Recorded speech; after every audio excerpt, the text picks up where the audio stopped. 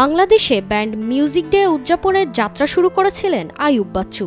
এবার তার প্রিয় দিনেই মুক্তি পাবে তার তৈরি অপ্রকাশিত একটি গান, যার শিরোনাম ইনবক্স।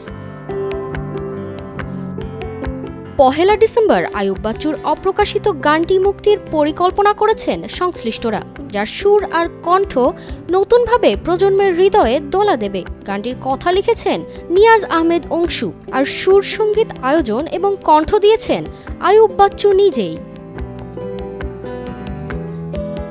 আইয়ুব বাচ্চুর মৃত্যুর পর তার রেখে যাওয়া অপ্রকাশিত গানগুলো প্রকাশের পরিকল্পনা করেছে আইয়ুব বাচ্চু ফাউন্ডেশন। সেই ধারাবাহিকতার প্রথম পদক্ষেপ হিসেবে মুক্তি পেতে যাচ্ছে ইনবক্স। গানটি মুক্তি পাবে আইয়ুব বাচ্চুর নিজস্ব ইউটিউব চ্যানেল, আইটিউনস, স্পটিফাই সহ বেশ কয়েকটি ডিজিটাল প্ল্যাটফর্মে। গানটির মিউজিক ভিডিও পরিচালনা করেছেন তানভীর তারেক। তিনি একজন সাংবাদিক, উপস্থাপক এবং সুরকার। আইয়ুব বাচ্চুর অপ্রকাশিত এই গানটি তার সুরের জাদু ও কণ্ঠের অনন্যতা নতুনভাবে অনুভব করার সুযোগ করে দেবে। প্রজন্ম থেকে প্রজন্মে এই কিংবদন্তি শিল্পীর সুর যেন অমর হয়ে থাকে, সেটাই সবার প্রত্যাশা।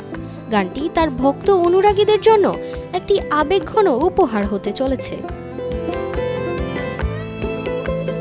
তারতিবা ফারুহী, কালের কণ্ঠ।